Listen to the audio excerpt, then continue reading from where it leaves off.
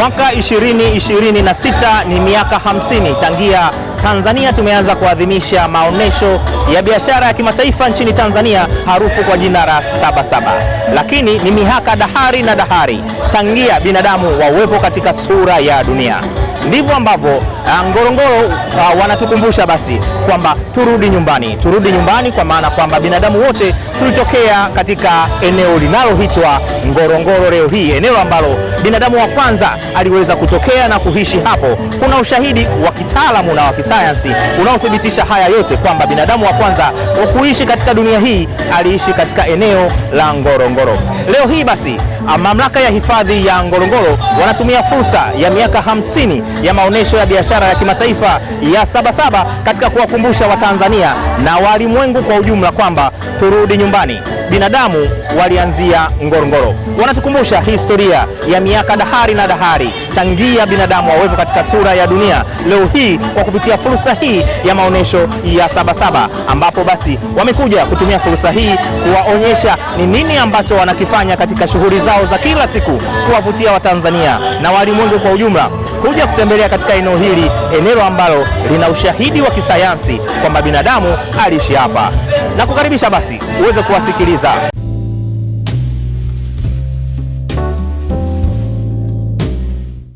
Tunaposema Ngorongoro karibu nyumbani, maana yake ni kwamba tuna uhakika wa ile historia ya kwanza ya binadamu wa kale kupatikana, kuanzia binadamu wa kwanza mpaka sisi hapa tulipo. Zungumzia historia ya binadamu kutembea kwa miguu miwili, basi binadamu huyo, historia ya Ngorongoro inamweka wazi kabisa kama tutaisoma vizuri. Ningependa kutoa dhana fupi kuhusu karibu nyumbani, ambayo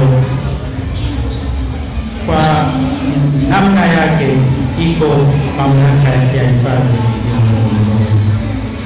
Takriban miaka 3,600,000 iliyopita, Zamadamu maarufu sana barani Afrika na ulimwenguni kote alitembea kwa miguu miwili ndani ya eneo la mamlaka ya hifadhi ya Ngorongoro. Zamadamu huyu anajulikana kitaalamu kama Australopithecus afarensis. Zamadamu huyu ana umuhimu wake kwa sababu mwaka ujao 2027 itafanyika mashindano ya Afrika, na kwa sababu ni kwa mara ya kwanza hapa Tanzania na kwa mara ya kwanza Zamadamu alitembea kwa miguu miwili eneo la mamlaka ya hifadhi ya Ngorongoro, basi sisi tunachukua nafasi hii kuelezea ulimwengu na mataifa yote ya Afrika kuhusu umuhimu wa huyu Zamadamu. Zamadamu huyu anatutambulisha kitaifa na kimataifa. Kwa hiyo timu itakayokuwa tunacheza, basi na wageni watakaokuja wote wakielekea mamlaka ya hifadhi ya Ngorongoro, basi watakuwa wanamwetu huyu na kuitangaza nchi yetu, kuendelea kuitangaza kimataifa na kitaifa. Ni kwa namna gani huyu Zamadamu aliacha hizi nyayo? Ni takriban hiyo miaka 3,600,000.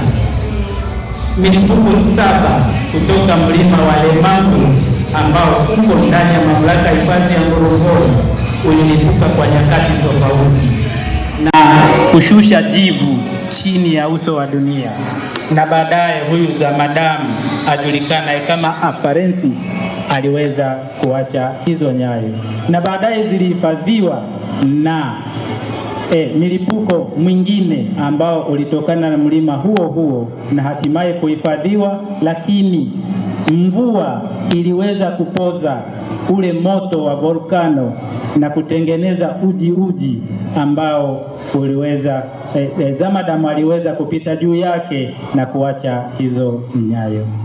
Lakini tukienda kwenye eneo la Olduvai, napo kuna historia muhimu sana katika chimbuko la binadamu. Kwanza, kuna tabaka 5 ambazo zinaweza kutuelezea nini kilitokea katika kipindi cha miaka milioni 2 iliyopita. Pia kuna masalia ya binadamu ajulikanaye kama Zinjanthropus.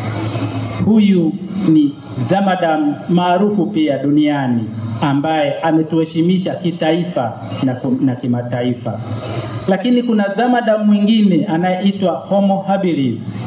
Huyu zamadamu pia amepatikana katika eneo la Olduvai. Huyu pia ndiye muasisi wa kutengeneza zana za mawe za mwanzo. Kumbuka, Ngorongoro ni muhimu sana katika hizo zana ambazo zimepatikana duniani. Kuna zama za mawe za mwanzo, zama za mawe za kati, zama za mawe za mwisho. Zote hizo zimepatikana ndani ya mamlaka ya hifadhi ya Ngorongoro. Katika hilo, tunapozungumzia humanity, ubinadamu, kwa maana kwamba civilization, ustaarabu na uwezo wa kutengeneza viwanda umeanzia mamlaka ya hifadhi ya Ngorongoro. Hawa zamadamu walikuwa na uwezo wa kukusanya malighafi na kukaa sehemu moja ambayo iliwawezesha wao kutengeneza zana na hatimaye kuzitumia. Lakini zamadamu mwingine anajulikana kama Homo erectus. Huyu naye ndiye muasisi wa kutengeneza zana bora ambazo zimepatikana hapa ulimwenguni, zana za mawe. Lakini pia ndiye muasisi wa kutengeneza moto kwa kufikicha. Zamadamu mwingine ni wa kisasa ambaye pia amepatikana mamlaka ya hifadhi ya Ngorongoro, aitwaye kitaalam Homo sapiens, mimi na wewe.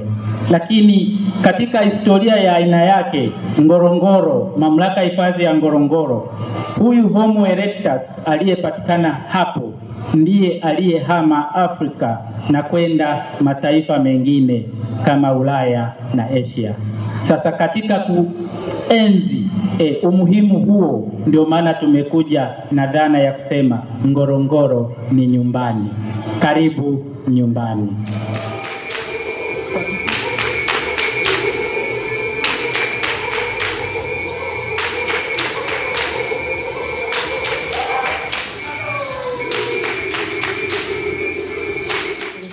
Kumkaribisha kamishna wa uhifadhi mamlaka ya hifadhi ya Ngorongoro ili aweze kuzungumza nanyi na muweze kupata machache kutoka nyumbani.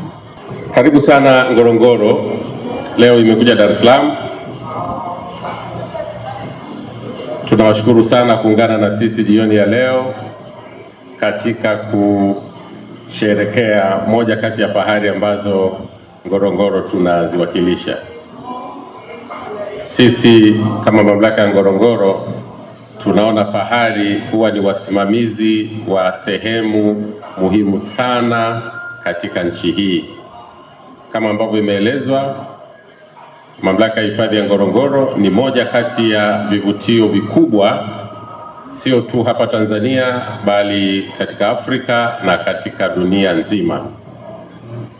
Na mamlaka ya Ngorongoro ni mahususi, pamoja na kwamba ni sawasawa na vivutio vingine, kwa sababu inazo sifa nyingine kede kwa Kiswahili cha Ngorongoro.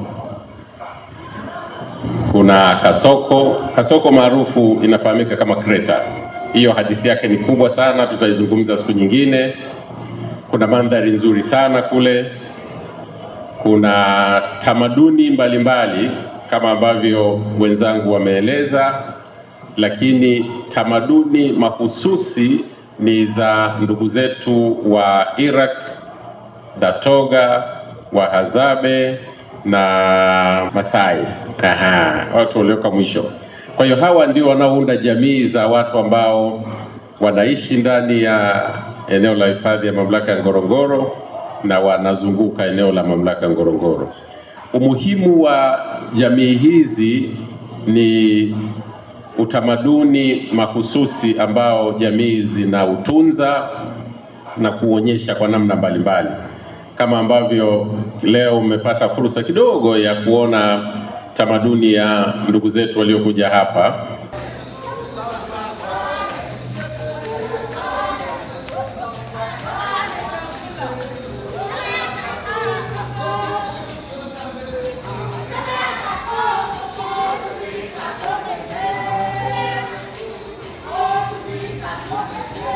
Kuwaonyesha kidogo, lakini ziko nyingine nyingi sana.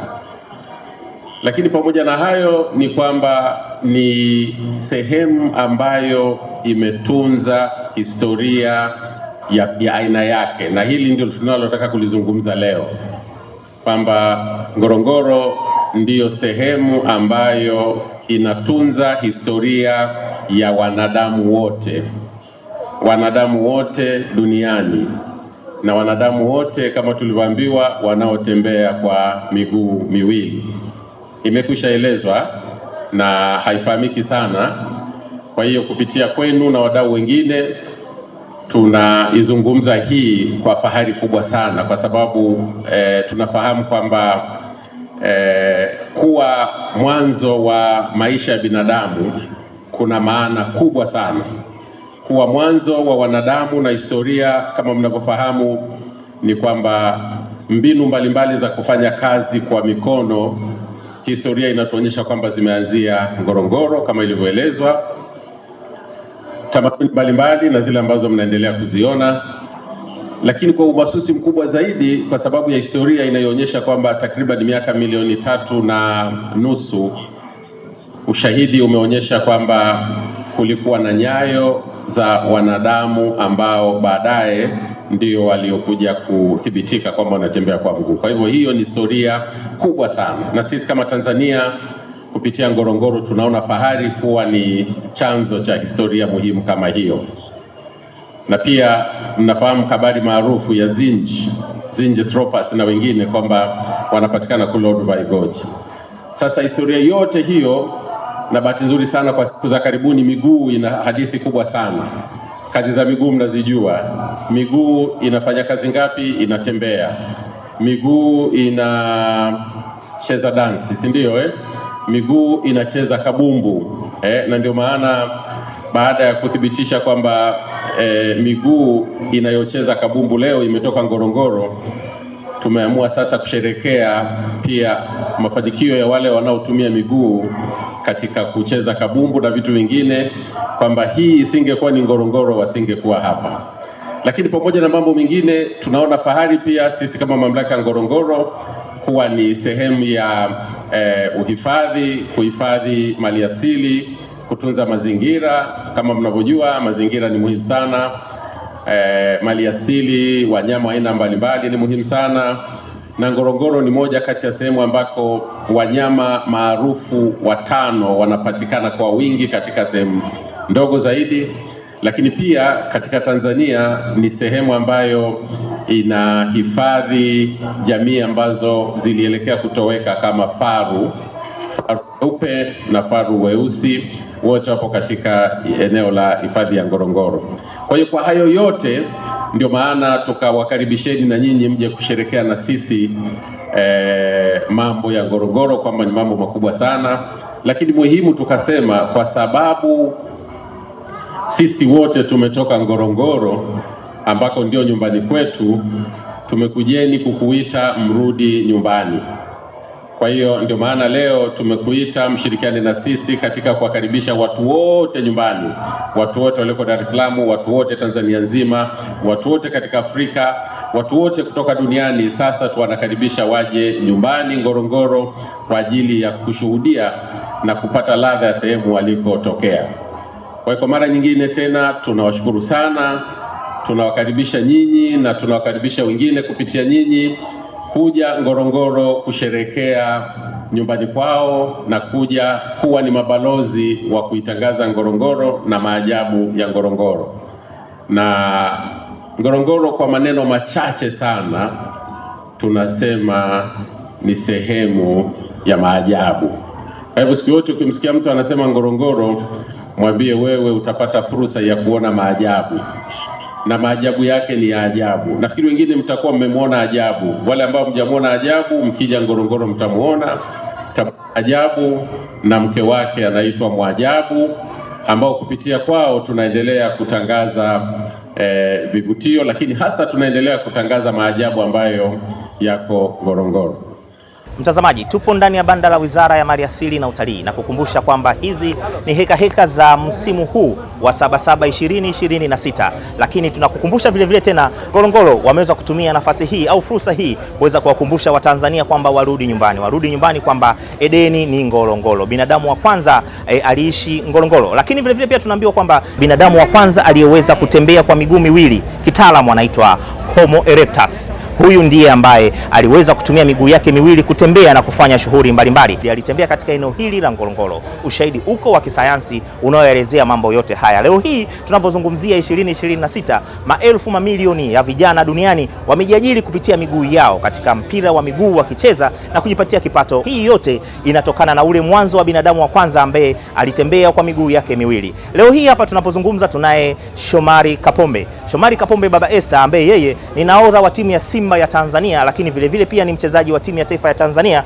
Anatuambia basi jinsi gani ambavyo yeye peke yake amehamasika kutembelea eneo hili la Ngorongoro, ambapo binadamu wa kwanza alitumia miguu katika utafutaji wake wa maisha alipatikana hapa Ngorongoro. Anatuambia jinsi gani ambavyo yeye atatumia fursa yake kuhamasisha mamilioni ya vijana duniani na Tanzania kwa ujumla kutembelea katika eneo hili. Karibu nikukaribishe tuweze kumsikiliza Shomari Kapombe. Huyu hapa. Nimefurahi kwanza kuwa hapa na nimefurahi sana kuwa na ndugu zangu wa hifadhi ya Ngorongoro katika tukio hili kubwa la kuweza kukaribisha watu wote duniani kuweza kuja ndani ya hifadhi yetu ya Ngorongoro, na kama mnavyojua kwamba na ushahidi upo wa historia yetu kwamba binadamu wa kwanza amejulikana na ametambulika katika hifadhi ya Ngorongoro, na nyayo zake zimepatikana pale, na kama mnavyojua alianza kutembea kwa miguu miwili, na mimi kama mchezaji natumia miguu miwili, kwa hiyo na imani kwamba mpira ulianzia pale.